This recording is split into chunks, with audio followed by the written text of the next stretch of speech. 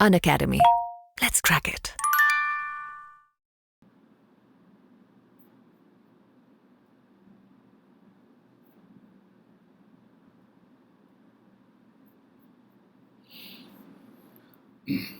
नमस्कार दोस्तों, कैसे हैं आप सभी लोग। उम्मीद करता हूं कि आप सब लोग बहुत अच्छे होंगे, बहुत खुश होंगे, बहुत मस्त होंगे। दोस्तों, हम लोग आज आपके सामने एक नए टॉपिक को लेकर के आए हैं जो कि वर्तमान समय में करंट में बहुत ही ज़्यादा न्यूज़ में है। बात करेंगे दोस्तों ऑपरेशन पोलो के बारे में, जो हैदराबाद के अधिग्रहण के 75वें वर्ष में हम लोग 2023 में हैदराबाद के अधिग्रहण के 75 वर्षों को हम लोग सेलिब्रेट कर रहे हैं दोस्तों। तो ये घटना दोस्तों भारतीय इतिहास में बड़ा ही रोमांचक होने के साथ साथ बहुत ही महत्वपूर्ण भी है। तो आइए इन पहलुओं पर चर्चा करते हैं और बात करेंगे ऑपरेशन पोलो हैदराबाद अधिग्रहण के 75 वर्ष। मैं जावेद फारूकी आप लोगों का अनअकैडमी के इस यूट्यूब चैनल पे बहुत बहुत स्वागत करता हूं और उम्मीद करता हूं दोस्तों कि आप लोग शानदार ढंग से अपनी तैयारी कर रहे होंगे और अपने सिलेक्शन पे धीरे धीरे आगे बढ़ रहे होंगे दोस्तों। आइए सबसे पहले बात करेंगे इस टॉपिक में क्या क्या महत्वपूर्ण है और किन किन पहलुओं पर बात करने वाले हैं। तो सबसे पहले बात करेंगे कि ये टॉपिक चर्चा में क्यों है, इसकी पृष्ठभूमि क्या है, इसकी राजनीतिक स्थिति तथा रियासतों का एकीकरण क्या है, विफल वार्ता बढ़ता तनाव, ऑपरेशन पोलो समर्पण और एकीकरण तथा राजशाही का अंत। ओके, तो इन सारे पहलुओं पर हम लोग बात करने जा रहे हैं। सबसे पहले देखेंगे दोस्तों कि टॉपिक चर्चा में क्यों है। तो जैसा आप देख पा रहे हैं कि सितंबर 2023 में ऑपरेशन पोलो यानी कि हैदराबाद के भारतीय संघ में विलय होने के 75 वर्ष पूरे हुए हैं। तो इसलिए दोस्तों ये टॉपिक आपके इस वर्ष के एग्जाम के लिए काफ़ी महत्वपूर्ण है और आप देख सकते हैं कि फेमस न्यूज़पेपर इंडियन एक्सप्रेस में भी इस न्यूज़ उसको जगह दी गई है। 75 anniversary of operation polo and police action in Hyderabad, ये टॉपिक इसलिए आपके एग्जाम के लिए काफ़ी महत्वपूर्ण है दोस्तों। तो करंट अफेयर्स में आप लोग इस टॉपिक को तैयार कर सकते हैं। स्पेशली दोस्तों 2023-24 के मेंस की परीक्षा के लिए या फिर पीटी के एग्जाम के लिए टॉपिक आपके इम्पॉर्टेंट हो सकता है। पेपर 1 में काफ़ी महत्वपूर्ण ये टॉपिक हो सकता है, पोस्ट इंडिपेंडेंस का टॉपिक हो सकता है।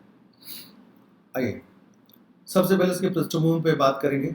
एक्चुअली दोस्तों जिस समय देश आज़ाद हुआ उस समय भारत में बहुत सारी रियासतें थी, लगभग दोस्तों 563 से अधिक रियासतें थी जो स्वतंत्र थी और भारतीय संघ का हिस्सा नहीं थी। आज़ादी के समय भारत में दो प्रकार के क्षेत्र थे, एक ब्रिटिश भारत और दूसरे देसी रियासतें। इन देसी रियासतों में हैदराबाद सबसे बड़ा रियासत था, जैसा आप देख पा रहे हैं। 1947 में हैदराबाद पर निज़ाम मीर उस्मान अली खान का शासन था और सबसे महत्वपूर्ण बात यह थी कि हैदराबाद सबसे बड़ा मुस्लिम आबादी वाली भी रियासत थी। रणनीतिक रूप से और भौगोलिक स्तर पर भारत के उत्तर और दक्षिण के बीच में इसका एक बहुत ही महत्वपूर्ण कड़ी थी, यानी कि इसका एक महत्व इस बात में था कि उत्तर और दक्षिण को दोनों को कनेक्ट करता था दोस्तों, और सबसे बड़ा रियासत था ही।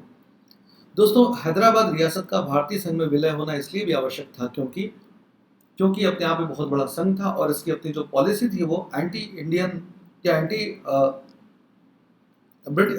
इंडियन गवर्नमेंट की पॉलिसी थी दोस्तों। ओके, मीर उस्मान अली का जो शासन था वो एक प्रकार से इनका झुकाव जिन्ना की तरफ था। अपनी विदेश नीति को ये स्वतंत्र रखना चाहते थे या पाकिस्तान की तरफ इनका झुकाव था और इस तरह से भारत की एकता और अखंडता के लिए खतरा हो सकता था।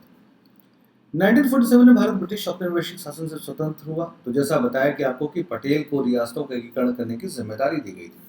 ओके, विभिन्न रियासतों का भारतीय संघ में एकीकरण हुआ निजाम का, लेकिन निजाम के साथ समस्या ये थी कि वो अपने आप को एक स्वतंत्र रियासत के रूप में रखना चाहता था दोस्तों। निजाम ने स्वतंत्र रहने का निर्णय लिया, इसकी वजह से भारत के साथ तनाव की उपस्थिति हो गई क्योंकि जब तक दोस्तों हैदराबाद से रियासत को भारतीय संघ में विलय नहीं किया था तब तक भारतीय संघ की एकता और अखंडता को सुनिश्चित नहीं किया सकता था। इसके लिए दोस्तों दोनों भारतीय संघ और हैदराबाद रियासत के बीच में कई बार बातचीत के लिए कोशिश की गई कि इसको टेबल पे बैठ करके और डिप्लोमेटिक तरीके से इस मुद्दे का सोल्यूशन निकाल लिया जाए। भारत सरकार संघ में विलय का प्रयास, निजाम के संप्रभु राष्ट्र व प्रशासन की प्रबल इच्छा, अंग्रेजों ने निजाम को समस्त प्रकार की सहायता दी गई। उपरोक्त कारणों से परिणाम स्वरूप वार्ता विफल हो गई दोस्तों। ओके, स्थिति ये हुई कि निजाम को विलय करने के लिए भारतीय संघ में कई बार मेनन साहब के साथ मीटिंग हुई, सरदार पटेल साहब के साथ भी मीटिंग हुई, लेकिन हैदराबाद के अड़ियल रवैये और पाकिस्तान के साथ इसकी नज़दीकियाँ और उसकी स्वतंत्र रहने की इच्छा ने इस वार्ता को विफल कर दिया। ऊपर से दोस्तों हैदराबाद में जिस तरह से गैर मुस्लिम और कम्युनिस्टों का उत्पीड़न किया गया, हैदराबाद की सरकार ने रजाकार नाम की एक पुलिस बनाई जिसने की रजाकारों ने दोस्तों जो है हैदराबाद की जो रजाकार पुलिस थी उसने जनता का काफ़ी उन्मूलन किया, जनता पे काफ़ी दमन किया। वहाँ पे कम्युनिस्ट लोगों पे यानी कि जो सरकार जो वहाँ की जनता किसान और मजदूरों के हितों के लिए लड़ रही थी उनका बुरी तरीके से यहाँ पे दमन किया गया, जिसकी वजह से माहौल और भी खराब हो गया। इसीलिए दोस्तों बढ़ती हुई तनाव को देखते हुए और पाकिस्तान का बढ़ता हुआ इंटरफेरेंस देखते हुए अंततः सितंबर 1948 में भारतीय सेना द्वारा मेजर जनरल जेल की कमान के तहत ऑपरेशन पोलो शुरू किया गया। हैदराबाद में दोस्तों आधी रात में हमला किया गया। एक समन्वित और इंटीग्रेटेड और एक फोर्सफुली हमले के तहत भारतीय सेना द्वारा निजाम की सेना को प्रतिरोधात्मक उत्तर दिए गए, जिसमें केवल 5 दिनों के अंदर निजाम की सेना ने सरेंडर किया और इस तरीके से 17 सितंबर 1948 को निजाम का औपचारिक रूप से आत्मसमर्पण कर दिया गया और हैदराबाद का भारतीय संघ में विलय कर लिया गया। भारतीय मेजर जनरल जयंतो नाथ चौधरी, आप देख सकते हैं कि इस तस्वीर में कैसे किन लोगों ने हैदराबाद पे दोस्तों जो है सैनिक कार्रवाई की गई और इस तरह से सारे हैदराबाद को पराजित करके, सेना को पराजित करके इनसे भारतीय संघ में विलय किया गया है दोस्तों। इसके साथ ही दोस्तों हैदराबाद में संघ के विलय के साथ ही हैदराबाद से निजाम शाही का अंत हो गया, निजाम के शासन की समाप्ति, राज प्रमुख की मानद उपाधि उनको प्रदान की गई, कुछ विशेषाधिकार बनाए रखने की भी अनुमति दी गई थी, जैसे वो अपने कुछ खजाने वगैरह का पार्ट अपने पास रख सकते थे और जैसे बाकी कुछ और प्रिंसली स्टेट को भी प्रिवी पर्स वैसी जैसी कुछ उपाधियां दी गई थी या कुछ अधिकार दिए गए थे, वो अधिकार भी इनके पास रहने दिए गए थे। लेकिन इसके बावजूद भी हैदराबाद को भारतीय संघ में विलय करके भारतीय संघ के एकीकरण की यात्रा को कंप्लीट किया गया और इस तरह से भारत एक अखंड और राष्ट्र बन सका दोस्तों।